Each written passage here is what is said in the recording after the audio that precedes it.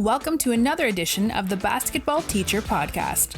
Our mission is to bring you discussions on a wide array of topics in the coaching world to grow players on and off the court. You can connect with us on YouTube, Facebook, and Twitter, and also reach us directly through email at basketballteacherpodcast@gmail.com. Now, here's your host, Coach Mike Hernandez.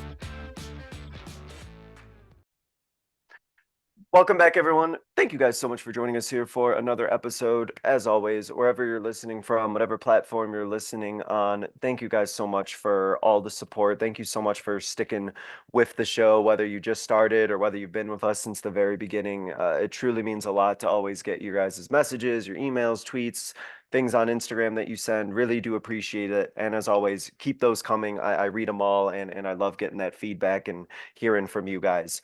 And I know that one of the things that you guys really enjoy hearing about is talking about culture and bonding and those quote unquote intangibles to kind of bring a team together. And as I was just talking about with my guest before we started, how perfect this is that this comes out in the off season when so many of you listening might be taking a new coaching spot. Maybe you're in a rebuild situation, or last season didn't quite go the way that you wanted to, and you're ready to try and get things back on track and try and bring that team together. So this is so exciting to be able to talk to my guest who's had a lot of success in their program and talk about the things that they did culture-wise to build a tight-knit team, and then ultimately how that culture piece and bringing that team together has really led to the success that they've had at their program. So very happy, without further ado, to be joined by the head girls coach at Creekside Christian. Very happy to be joined by Coach Kaleigh Stickles today. Coach, thank you so much for coming on today. Really do appreciate it. How are things going?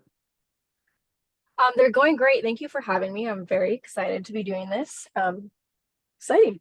Awesome. Great, Coach. Let's go ahead and start with your basketball journey and your coaching journey. Where's the game of basketball taking you? Where's this coaching journey taking you? And ultimately, how did you end up at Creekside Christian?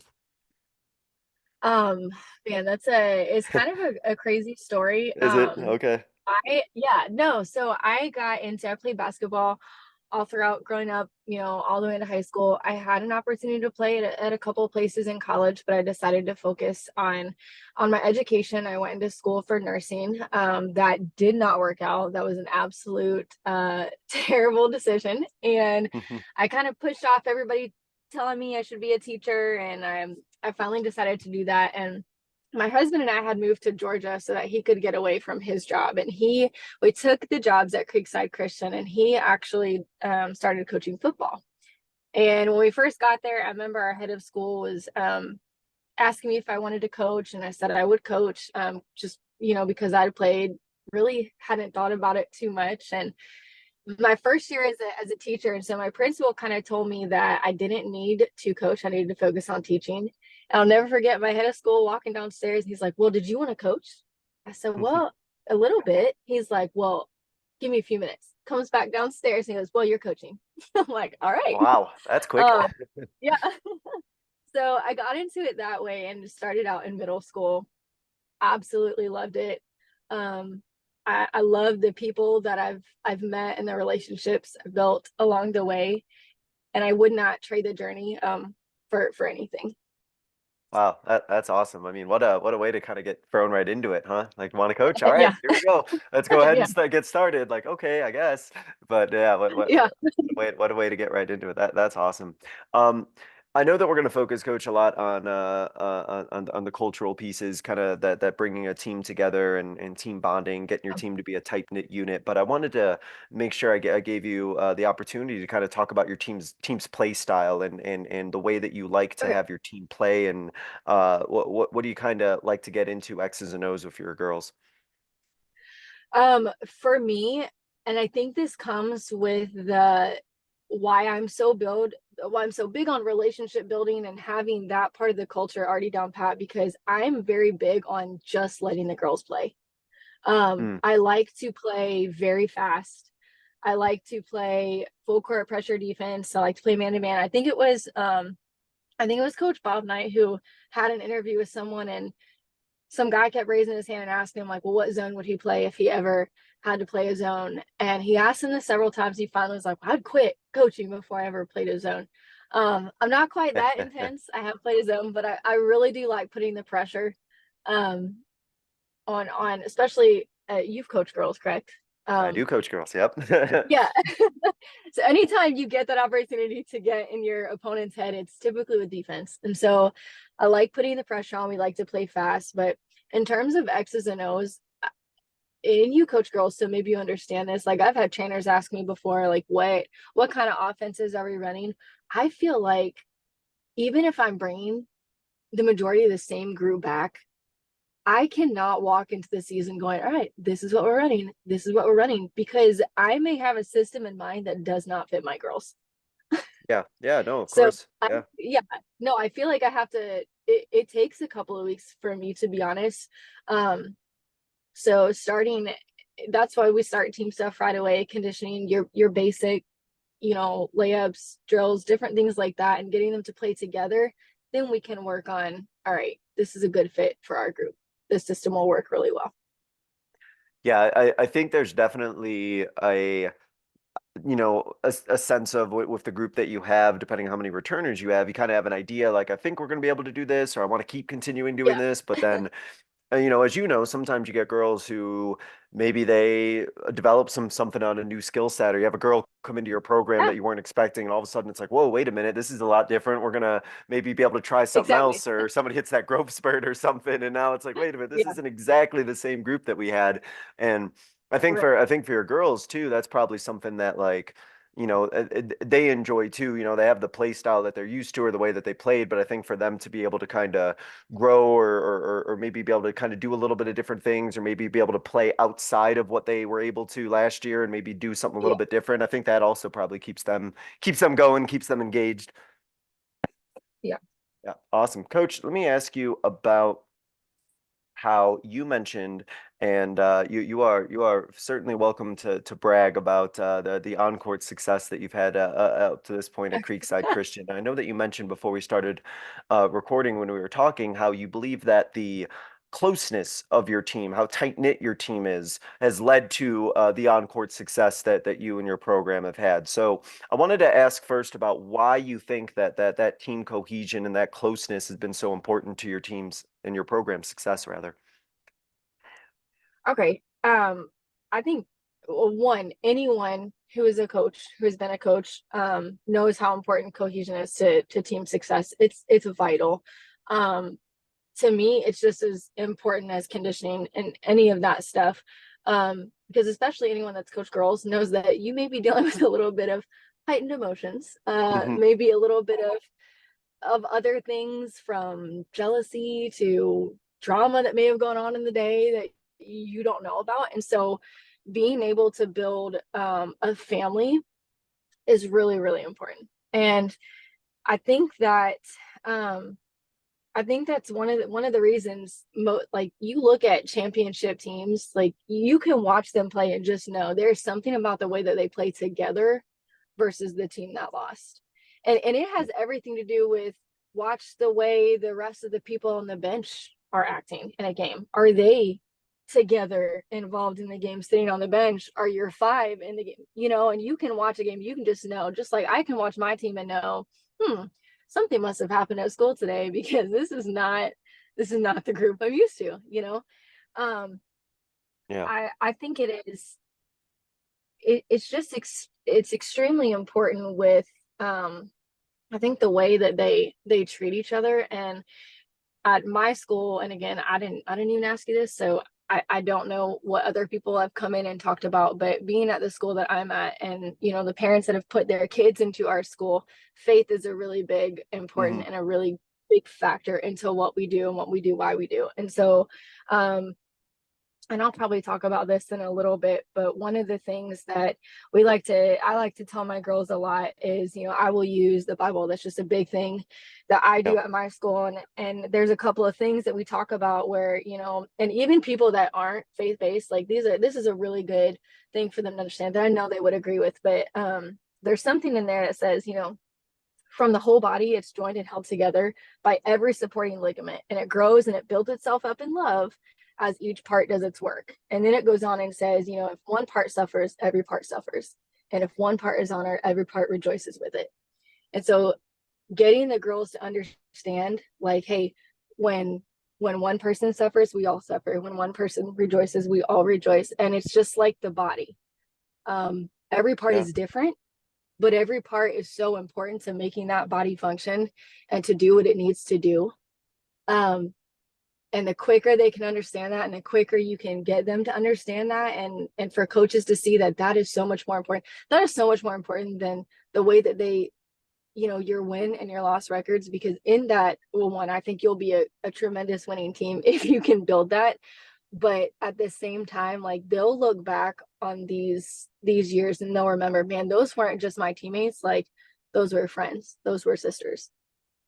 And I think with that, with what you said too, like one of the big pieces that I kind of get out of what you said is I can tell just by the way that you're talking that that's something you wholeheartedly believe in too. Like that's something that you live and that you breathe. It's not just a message that you throw out there for them to buy into that you don't necessarily believe No, yourself. It's something you live and something no, that for you sure. believe, right? And Yeah, I think that's huge 100%. though. I think that's huge for that culture piece or having a team come together is the things that you say and the things that you espouse and the things that you're like this is what we're going to be about. Like it starts from you to also believe that. And I think I imagine your players have to immediately be able to pick up on like, oh, like I can easily tell that coach is sincere about this and this matters and she lives it as well, so I know like Right. this is something that means something to her as well, not just a basketball thing. It's well beyond it.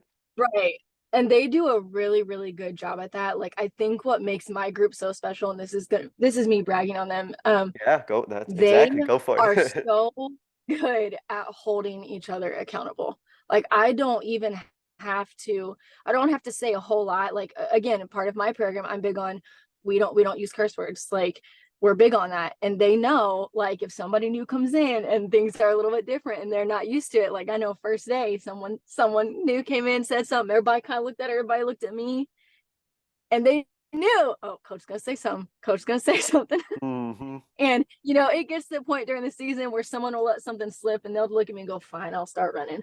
Like, they know, like, there's a and that's part of, I think that's part of building your culture, is your standards. But what's great is when the team holds the team accountable to what you're doing. And they are so good. And again, I don't know, maybe you'll ask me this later, but one of the things that we do is, um, when I first took over the program 2 years ago, I was left with 3 returning varsity players, and Hmm. I was moving up from middle school along with bringing up the rest of my middle school kids that were, moving up to their freshman year of high school. So it was a bunch, a new group of us together with 3 old varsity players and then 2 new girls coming in. Um, and they really had not, I think the previous year they won 7 games. So you mix this whole group together. And when I first got in, I was like, all right, you know what?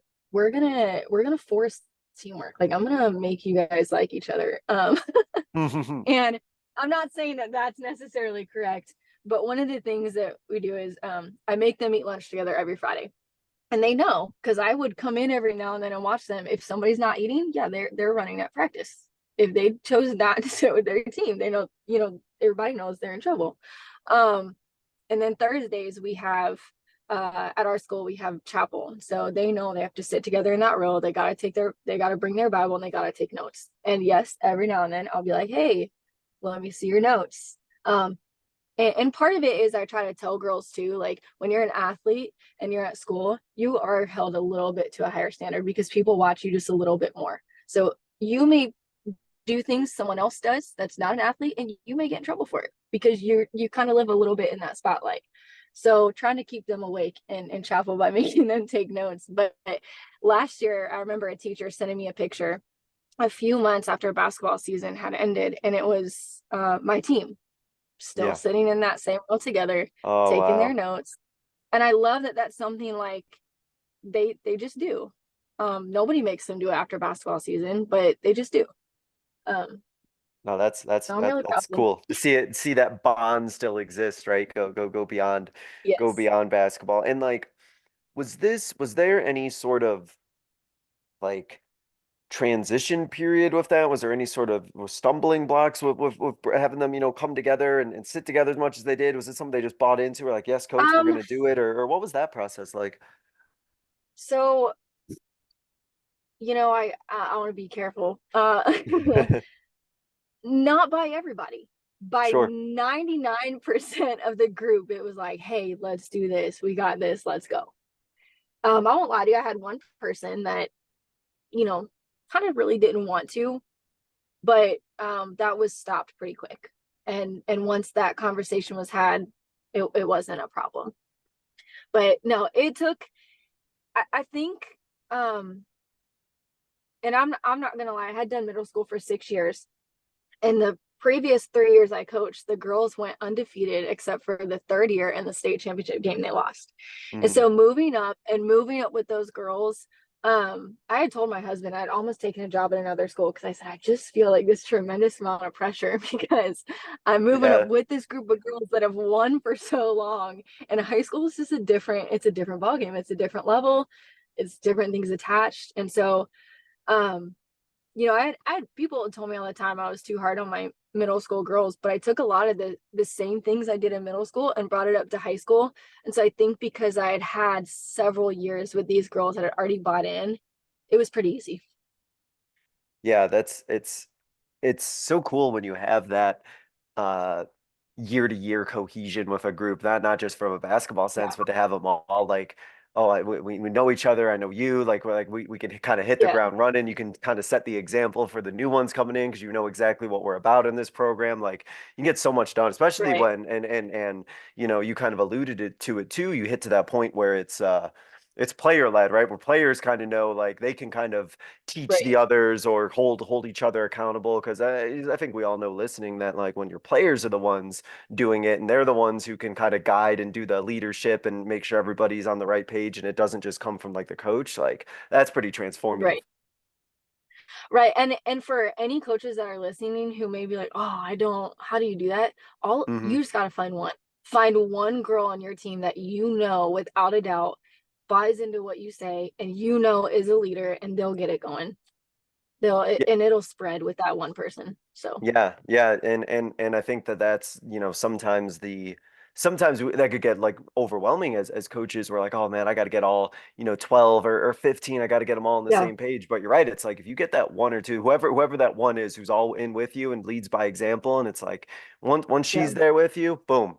She'll straighten everyone Right. else out. She'll get everybody else where Yeah. they need to be, and yeah, no, definitely, I completely agree with that. I'm actually thinking about that now. If I have such turnover next year, and I was kind of thinking as you were saying that, and I was like, I know who those girls are already. For me, those ones who are like, I got it, Yeah, coach. that's I'll awesome. get them already, sort of No, thing, which and is most coaches great. will. They're already gonna know this one person, right? Most coaches do. They're gonna know exactly who that one person is they can Hmm. trust to get it going. So Yeah. And so you mentioned about some of the methods and some of the things that you've kind of created to help kind of bring your team together. And so I wanted yes. to ask specifically about that. If there were some other things that you do to kind of bring your team together and any other whether it's events or things that you do Yeah. or maybe stuff outside of the basketball court, other than that you mentioned that Yeah. have been really effective to kind of get your team to come together and trust each other.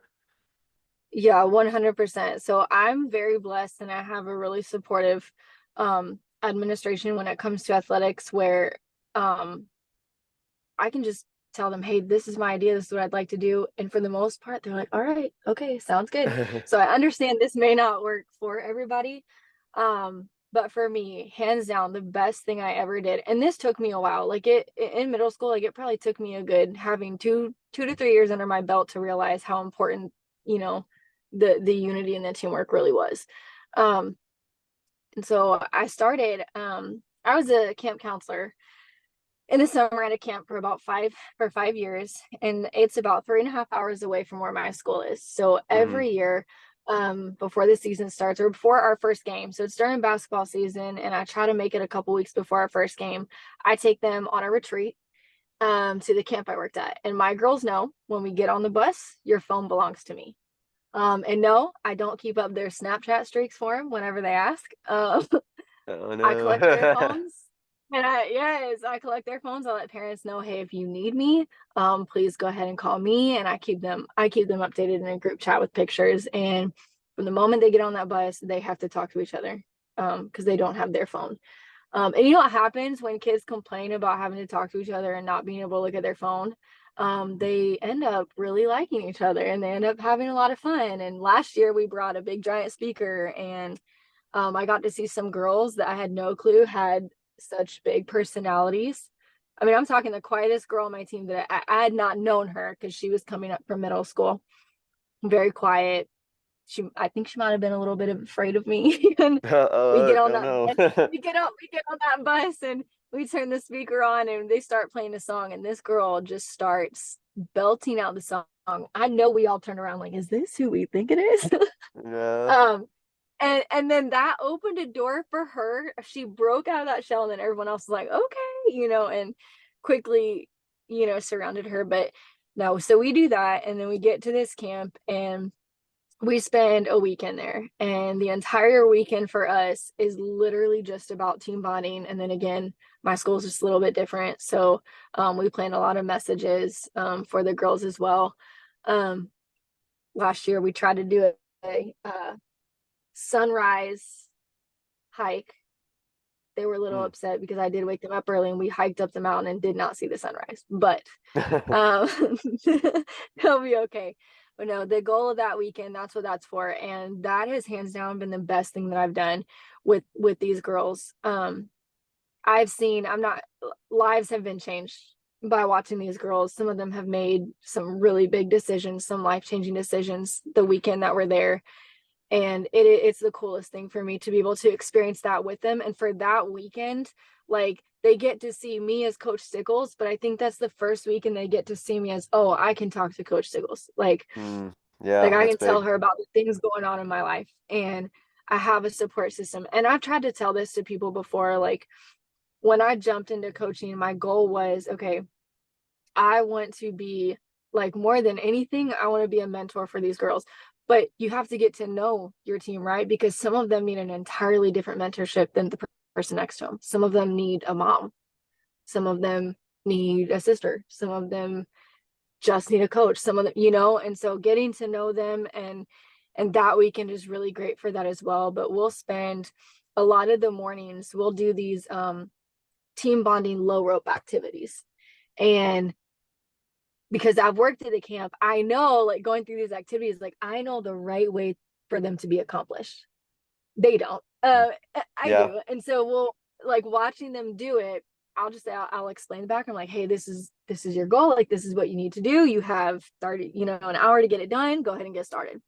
And it's kind of chaos because everybody's just shouting out their ideas. And my girls know you're not going to quit, you're going to finish. So if we have to stand out here for 3 hours in the rain or the snow so you finish this activity, like, we're going to do it. And I will let them get frustrated. I'll let them get angry at each other. And the reason is because after that, we'll sit down and we'll talk. Say, all right, how many of y'all are frustrated? Everybody's hands go up. How many of y'all were upset at somebody in this group? Everybody's hands go up. All right, let's talk about it. Why were you frustrated? And we'll talk about different things. And then usually what it leads to is I get to say every year something along the lines of, what's interesting is this person actually, before you even got on that rope, had the right idea of what to do, but none of you listened to her. Oh, really? Yeah. Or, That's yeah. And then talking about the frustrations and the hurt feelings. And then it'll lead to, all right, how many of you saw a quality in a teammate that you didn't know they had?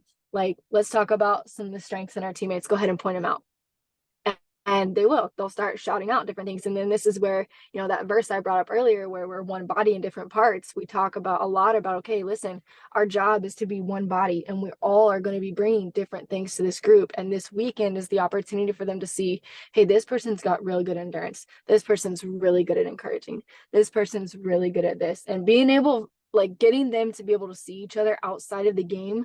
Because I think what a natural tendency is for kids, unfortunately, I've noticed this just by taking them to camp several years, is they'll always listen to the kids that they know have talent on the floor.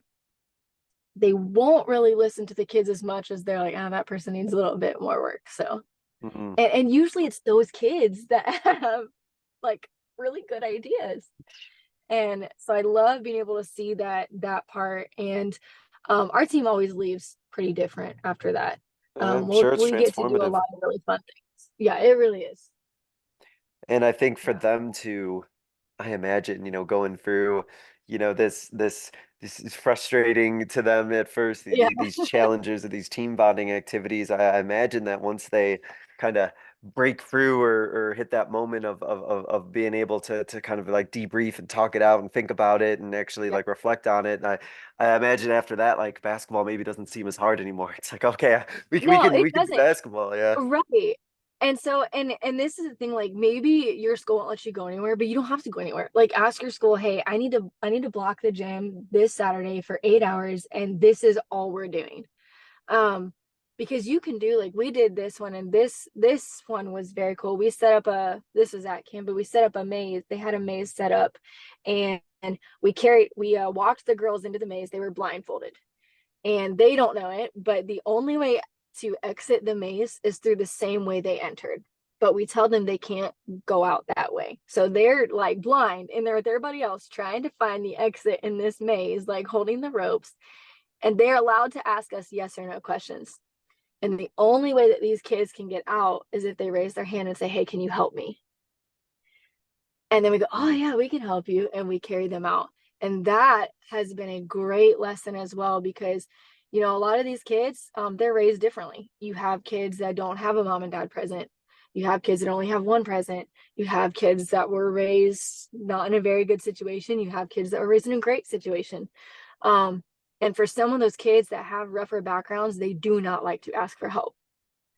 But like I've had kids go in the maze and come out bawling their eyes out with the lessons that they've learned. And so being able to teach them those things too, like, hey, yeah, you're part of a team now.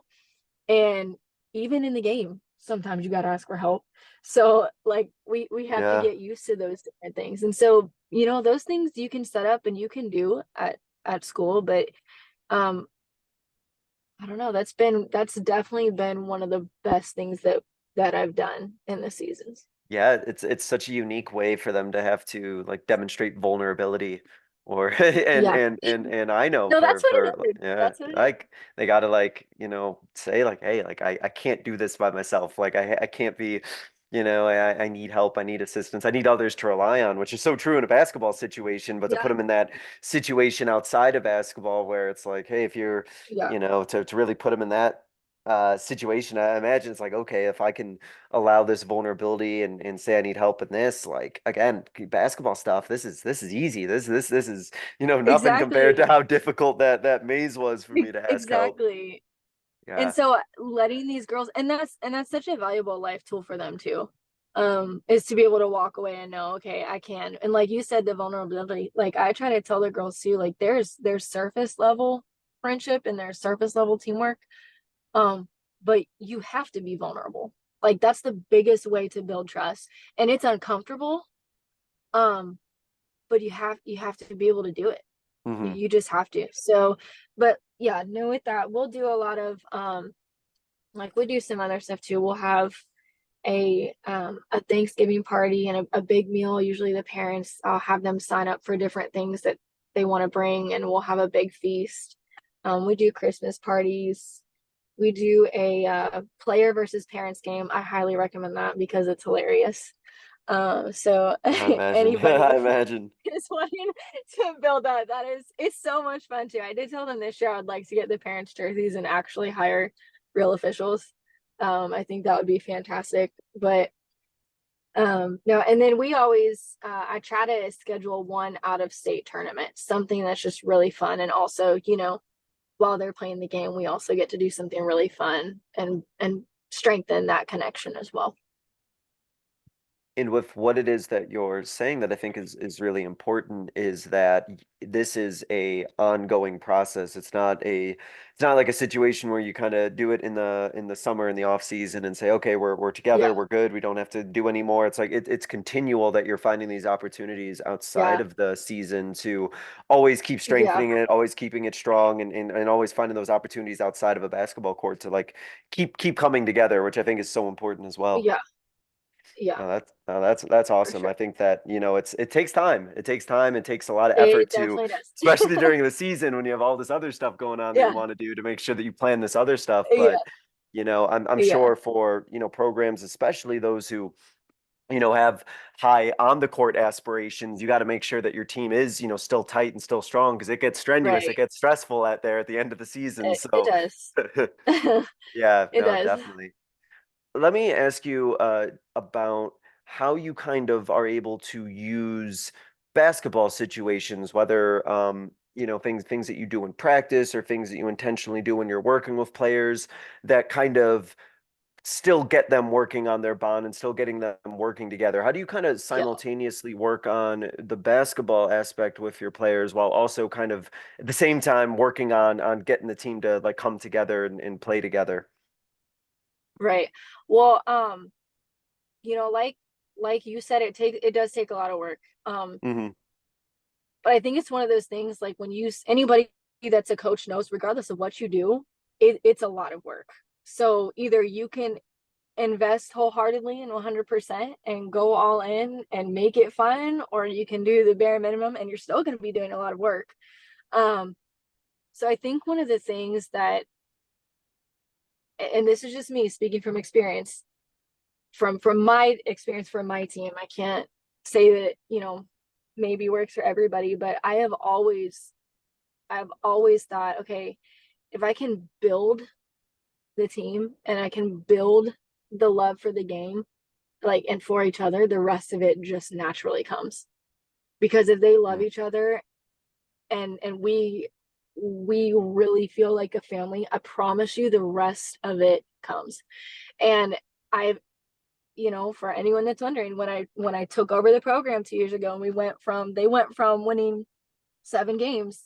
We jumped in that next year, first year in the program. They won 22 games. They were region champs, state champs, and that was a whole new team. Like I just think when you build it and the love is genuine and they feel it and they think it is, I think great things happen with it. Now, we'll do a lot of, I love competition. My girls are really competitive. My girls Yeah. know I do not like a quiet gym. My gym is always loud. My girls are very loud, but I wouldn't have it any other way. So we foster that a lot with like competitive games and practice. Whether it's like, we do one drill that I love to do, we call it the toughness drill, and I'll pair up 2 people and they can both be touching or holding the ball. And as soon as I blow my whistle, they fight for it. And whoever ends Yeah, up yeah. with it, even though they're both, yeah, whoever ends up with it, it's 1-on-1 at the basket. And watching these girls, like, I will videotape it sometimes because it's hilarious how loud they are, like screaming and cheering for whoever they want to win. And normally it's like there's one person that always wins. So whenever anybody else is up against that person, they're all going crazy. Um, but we'll do a lot of stuff like that. And then, just, can you beat the time as a team? Like, can you do, like, setting a goal, like beat the time or beat this number? Because then that's making it collective. But I've also always told my girls that like 90% of the time, I feel like the quietest team is the losing team. Yeah. So if you, Yeah. when you love each other and they're loud, and I'm telling you, it starts at the bench. Like, I think the cheerleading coach took a video of my girls on the bench doing the cheer with the cheerleaders during one of our games. Like, they were doing the footwork and the clapping and the stomps and everything perfectly. And I was like, I did not even know they were doing that. But like, it's just, watching them is so much fun that I think they love each other. And I have watched where, as a coach, I just think that you have to be able to do that extra stuff, because I've had girls come up to me and go, I just signed up for basketball because I just want to go to camp. And you know what? Like, I don't mind that because when you're in a small school and you may be hurting for numbers, like, bring anybody that wants to come be a part of this group, Yeah. come be a part of this team. I had a senior last year sign up because she just really wanted to be a part of the team. She had never touched a basketball, bless her heart. But Hmm. she's like, hey, I really just want to be a part of this team. Um, but we'll play some games in practice. I think as a coach, sometimes you have to know when they've had a tough week. And we don't always, we aren't always the best at that. I've told parents before, I'm not a mind reader. They're going to have to tell me, if something's going on, if I don't already know. But sometimes you can just tell. So I know one day we were having a practice and it was not well. And I've stopped practice before and just gone to the PE closet it? I'm like, all right, we're playing dodgeball. Yep. Yeah, Like that's we're just classic. gonna I've done take a kickball before. yeah, Yep. yes, we're gonna take a break for a minute, come back together. We also did I don't know if you know this is, but we did a white lies practice where everybody came in a white t-shirt and they wrote a lie, like a basketball lie about themselves on on their shirt. Um that was really fun. The girls thought it was funny watching the girls walk in and see what they wrote about Oh, themselves. They're really? like, oh yeah, that's really true. Like I had one girl that wrote, I never foul. Usually she's the one that, Yeah, yeah, always fouls.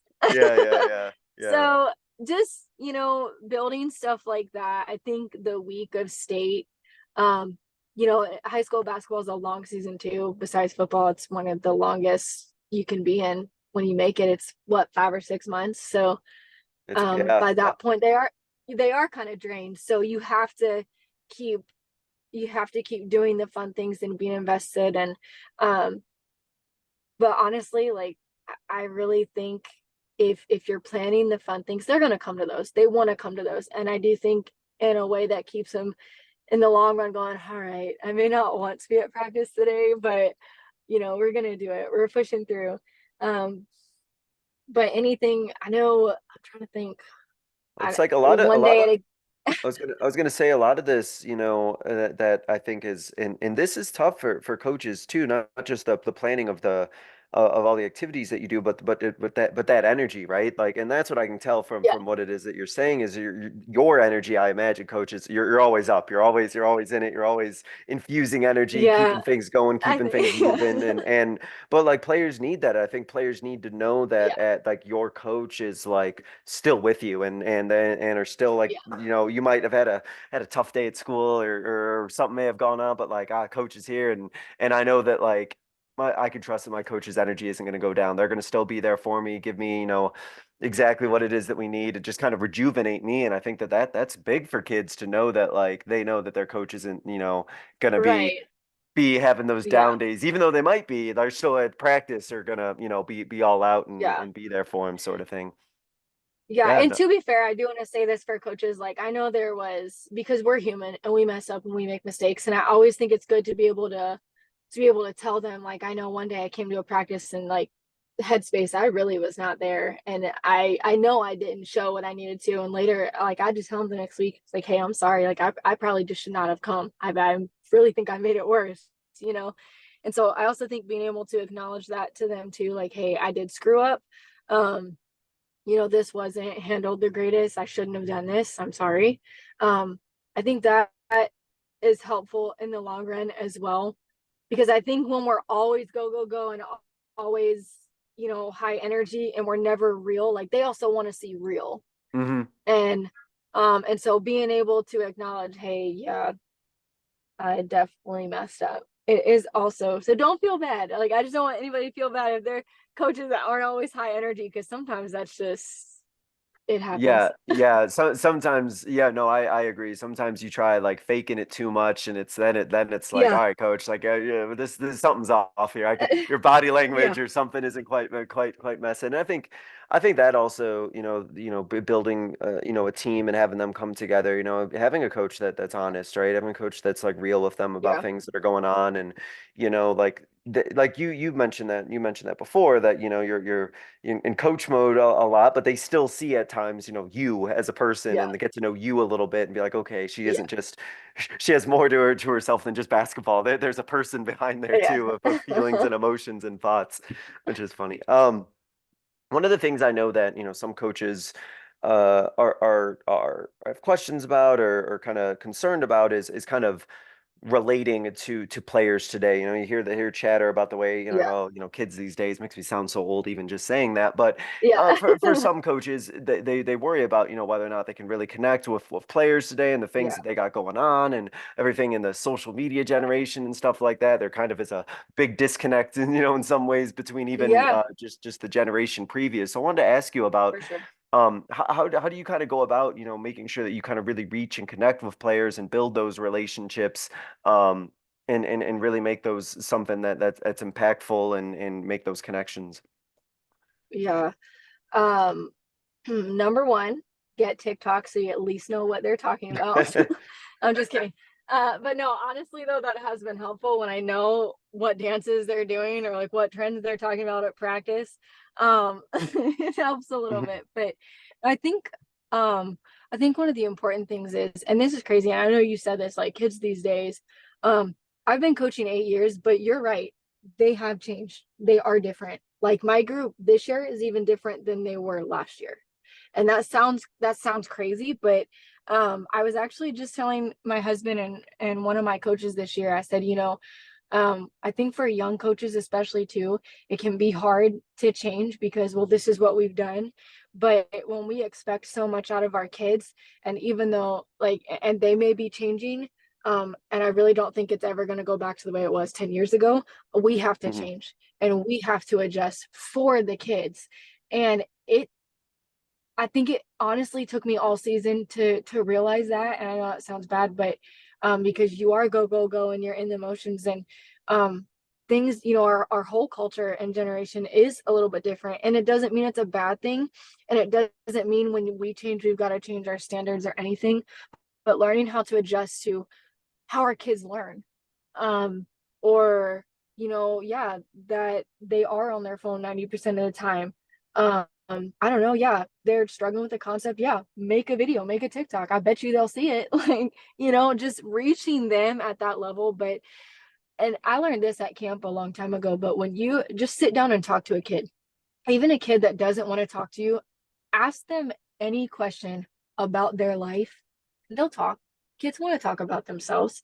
And you can start like, and I always ask why, because I don't just want a one word answer. Like you can Yeah. start with something like, all right, Nike or Adidas? Tell me why. You know, um, morning, night person, tell me why. Ask them about family. Everybody likes to talk about their family. Favorite vacation they went on, something, or ask them what their favorite lunch is and buy them lunch every now and then. Say, hey, I want to come in, I'm gonna eat lunch with you at school today. Mhm. And I know like for me, I had a young lady on my team that I would take home a lot on Wednesdays this year. And as soon as she would get in my car, she'd get on her phone and she probably knows now. Like the first day I put her phone down, I was like, no, you're in my passenger seat. You don't get to be on your phone. I'm taking you home. You're going to talk to me. um, Uh, she's she's like, like what? probably like, I whoa, don't whoa, know. what? I know. She's like, I don't know what to say. I said, well, I'm just going to ask you questions. And, they started out real simple like that. And then I think like by the fourth week, I was asking her questions and deep questions about family and different things. And she was answering them. Like it wasn't, oh, I'm trying to hide this from you anymore, or I don't want you to know this. It was, yeah, I'll talk to you. And so I think just sometimes when you have that one-on-one time with a kid, and like I said, it's as simple as eating lunch with them in a class period. Like if a lot of high school coaches are teachers, come sit in my room, let's talk. But when you can get kids talking about themselves, they'll usually open up. And I think it just starts again with them knowing that you care. Like I think my first year coaching middle school, I had a parent say something to me. They were like, oh, it's so great that you sit with the kids after games and on the bus. I'm like, wait, does no one else do that? um but I didn't realize like they didn't do that. But just simple things like that, I think it helped. Probably that when I started coaching middle school I was 22, so I think it came a little bit, the bonding came a little bit easier because middle Yeah, school yeah. girls, they think you're cool. But I've realized I've reached the age I am not cool anymore, and mine will tell me that. So but it's just, yeah, I think it's just, you have to, yeah, gotta let them know you care. And I think anyone that knows how much you care, they're gonna talk to you and build. And you make it all about the kids. Like you make it all about the kids. And I really do. I think they'll open up and they'll trust you and they'll start to talk to you. And um I can't wait for the day I get to go to more graduations and weddings than funerals. But um I have, I'm so thankful for the relationships I have been able to build. And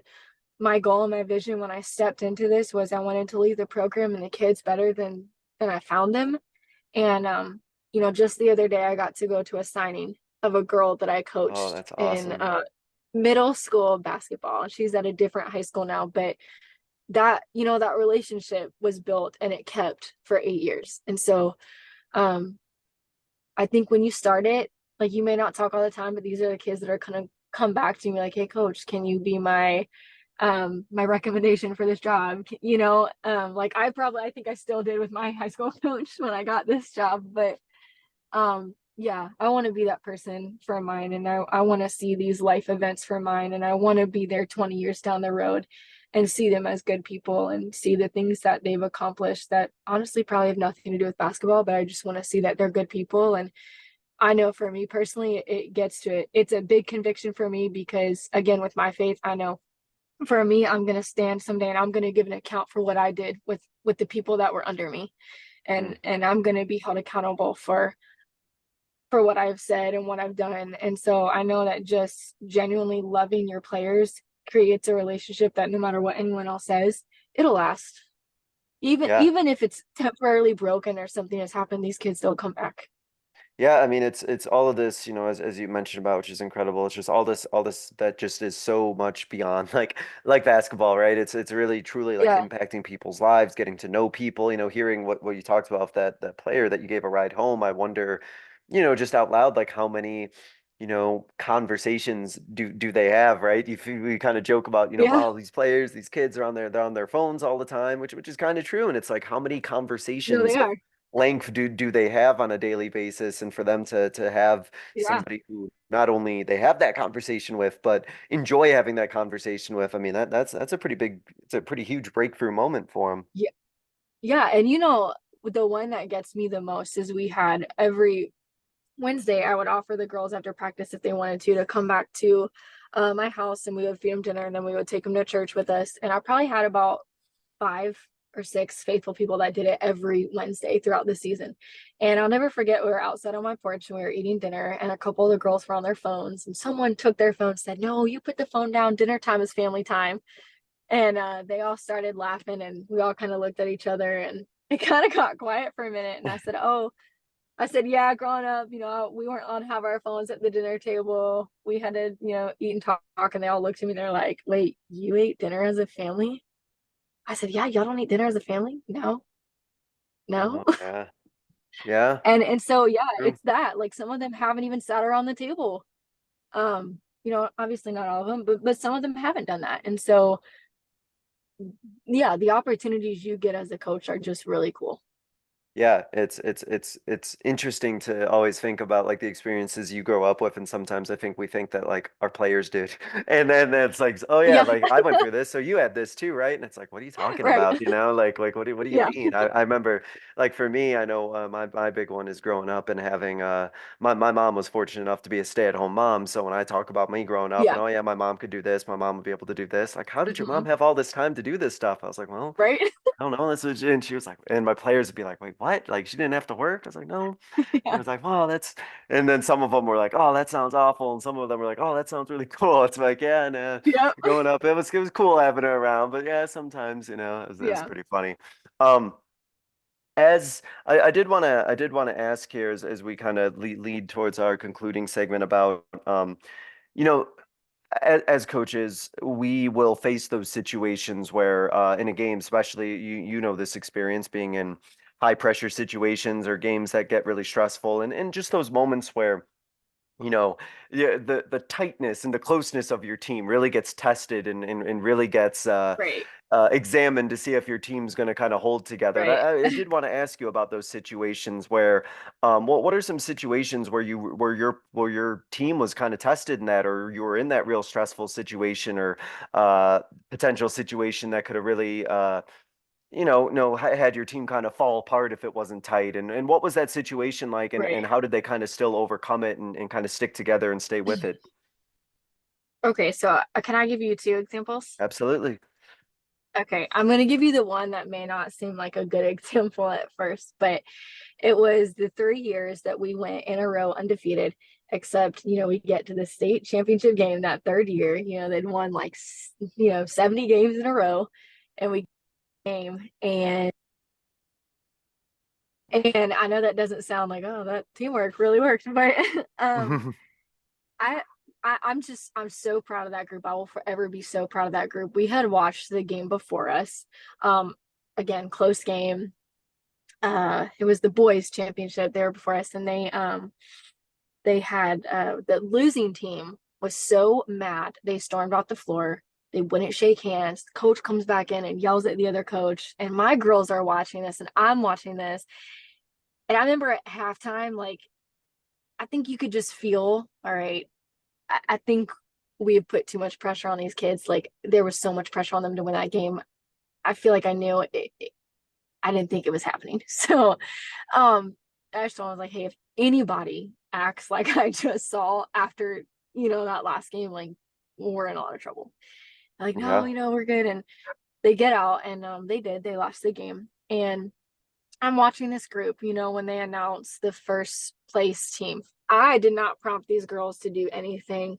They stand up, they start cheering, they start clapping, and they were just as happy holding that second place trophy and that banner as the first place team. And I think this is probably one of the only times I've never told somebody not to cry, because we were all in that room together crying, because my girls did not want that season to end.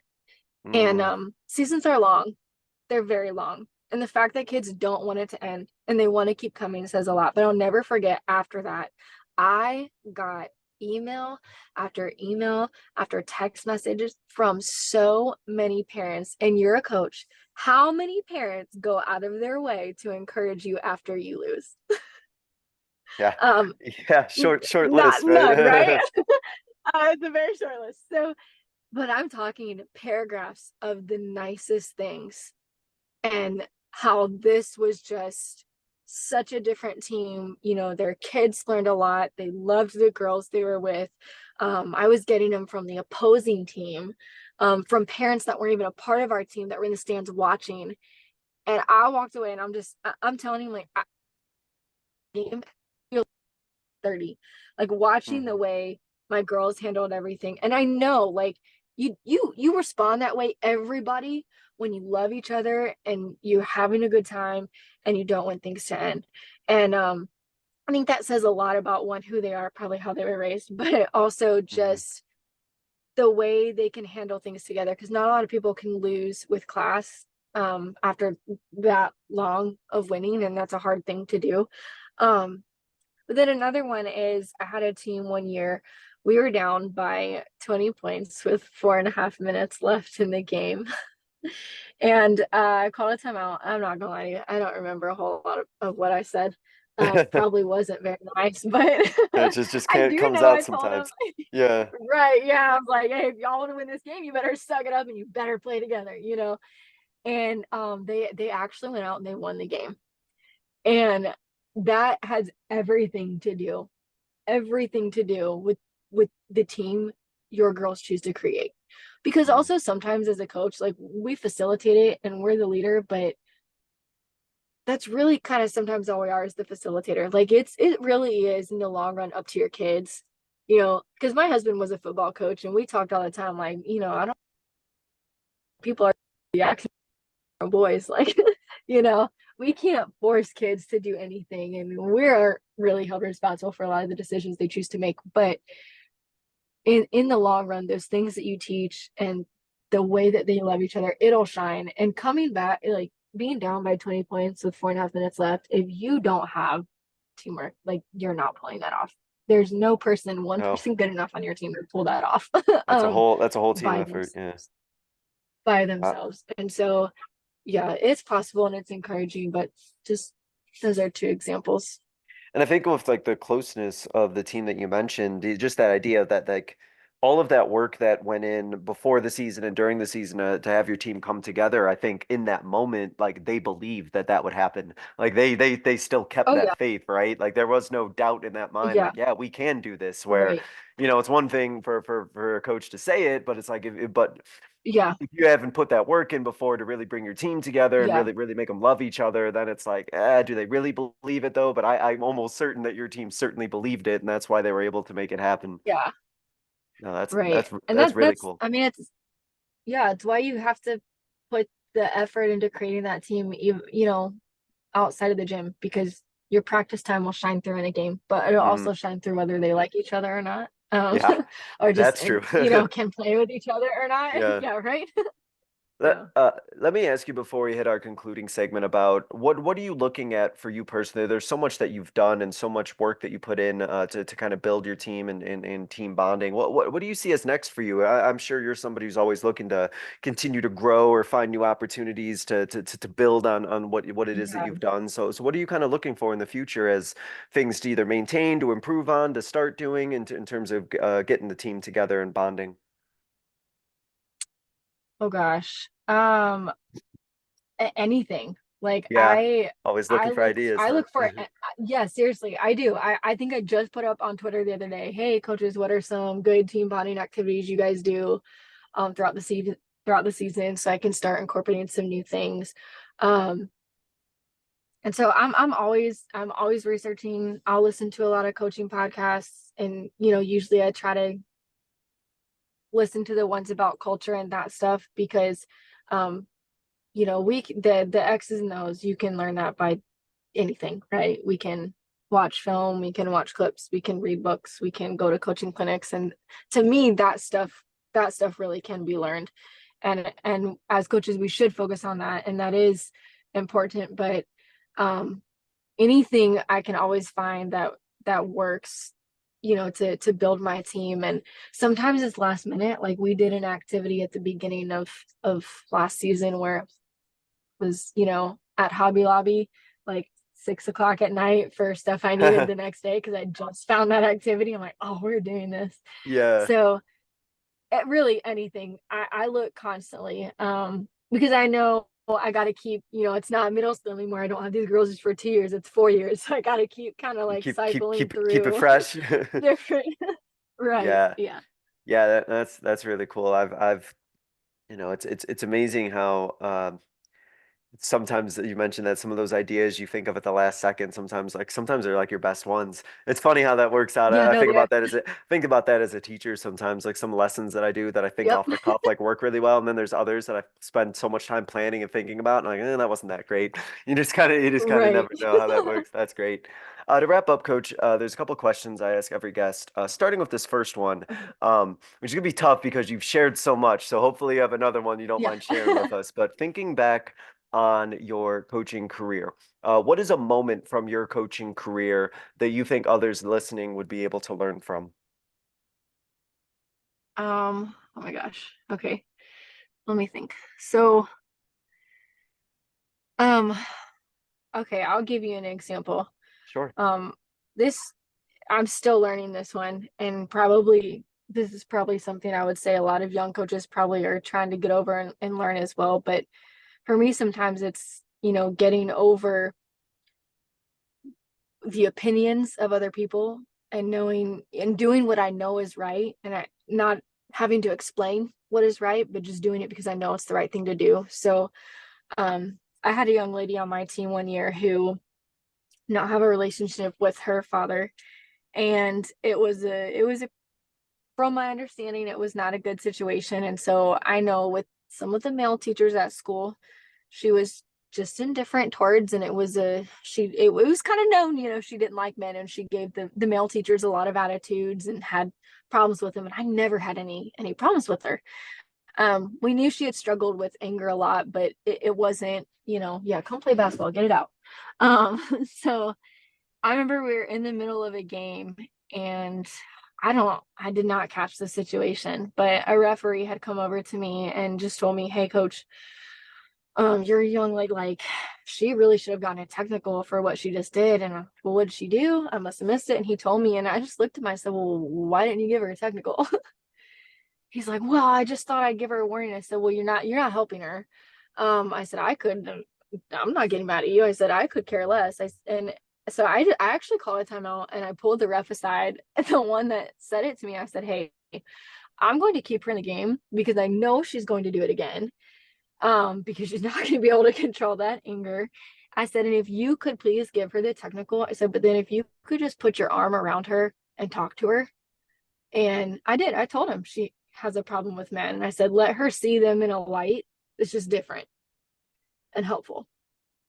And I Wow. watched the whole thing happen. She got another technical. I mean, she did it again, got a technical, and he did exactly what I asked him to do. And she walked away from that conversation in tears, and they weren't angry tears. She was crying. And you know what? I'm sorry, I'm getting emotional. No, I I imagine, got an yeah. email. I got an email from a parent that night, not this child's parent, about, why I would ever leave a child in a game who had, an attitude and blah blah blah. And you know what? I think all I did, I don't remember what I did, to be honest. I think I showed the email to the headmaster, but in those situations as a coach, like maybe everybody else in the stands saw that and thought, what a terrible coach leaving this person in and showing everybody on the team what a bad attitude looks like. And you know what? I didn't explain it to anybody else on the team because they don't need to know. Right. Sure. Of And it's course. kind of like coaching, it's kind of like parenting. We see the bigger picture, and Yeah, yeah. maybe, Yeah, the zoom kids, out a not bit. Yeah. everybody does. Yeah. But we see the bigger picture. And I knew what the ultimate goal was. And so as a coach, like when you know you need to do something and you know it's right, but you know you're going to be judged for doing it, or maybe you just are and you hear it, just understand, like, those people, they don't need to know. And it doesn't matter what they think. If you know in your heart the situation was right and your kid came out a better person and they needed to learn that lesson, do it anyways. Wow. Yeah, wow, I appreciate you sharing that. That's incredible. And like you mentioned, right, it's something that you know and you understand the power that Yeah. that moment had. And as coaches, right, there's so much that we do and so much that we put in, and so much that we know about our players that people on the outside have no idea about, but you're aware of that moment, and that's what's important. Yeah. That's really cool. Yeah. That's incredible. Coach, to wrap up, there's what I call a 60-second soapbox, but don't worry, you can go over 60 seconds. I'm not going to time you, but it's your Okay. platform to Okay. kind of get out kind of your final message, a final thought, a closing message that you kind of want to leave the listeners with. You can take that any direction that you Okay. wish. It's Okay. completely open-ended, so it's your soapbox, Coach. I'm going to let you go ahead and Okay. stand on it and take it from here. All right. I think I'll just finish by encouraging coaches, because it's a tough field, and I think, like the last story, not everybody understands why we do what we do. Mm, Um, I know for me it's a ministry, and for me and my family, nobody knows but the coach's spouse, right? Like nobody really knows that we invest in what we pour and what we put in. Um, and we know the financial cut you take to spend all the time doing this and different things like that. So I just want to encourage coaches to keep going, because yeah, our culture is changing and the generation is changing, and it can be hard, but there are kids that need you, and they may not say it directly. But there are kids that need you, and they need every personality kind of coach that's out there. I don't think it matters if you're loud or you're quiet. They need you. I've always, I don't know if I really like the phrase. I don't know if you've heard this before, but people say, like, you can't pour from an empty cup. yeah, yeah. But as a coach, I'm just going to encourage you, like, let's be honest, half the time our cup is probably empty. Um, so pour anyways. Um, because it's not about us. Like it's about the kids. So even when your cup feels empty, keep pouring, keep investing. Because every now and then you're gonna have a kid that comes back and says thank you. You're gonna have a kid that asks you to walk them down on senior night. Um, so Oh, keep pouring, even when yeah. it feels empty. Yeah, there's always something there. There's always something there. There's Yeah. always, I think, something a little bit Yeah. more. Yeah, no, I 100% agree. Yeah. That's great, Coach. And just to hear how much this means to you. I mean, it's incredible how much, like, I can tell you've poured in out of pure sincerity as well, and truly mean it, and how much your players, I know, appreciate it, and not just you as a coach, but as a person as well. And thank you. I mean, I can't thank you enough for being able to spend some time to talk to us, Coach, and talk about so much more beyond the game of basketball, but all this Yeah. wonderful culture stuff, and pouring into people and transforming lives, and all this great stuff that brings our players together. So keep doing what you're doing, Coach. I really do appreciate it, and best of luck going forward. I can't wait to continue to follow your journey and see all the great things that you're doing. Awesome. Well, thank you so much for having me. I really appreciated this. And thank you guys so much for listening. This was another edition of the Basketball Teacher Podcast. We will see you guys next time. Thank you for listening to another edition of the Basketball Teacher Podcast. Make sure to connect with us on YouTube, Facebook, and Twitter, or reach us directly through email at basketballteacherpodcast@gmail.com. Take care, be safe, and we'll see you next time.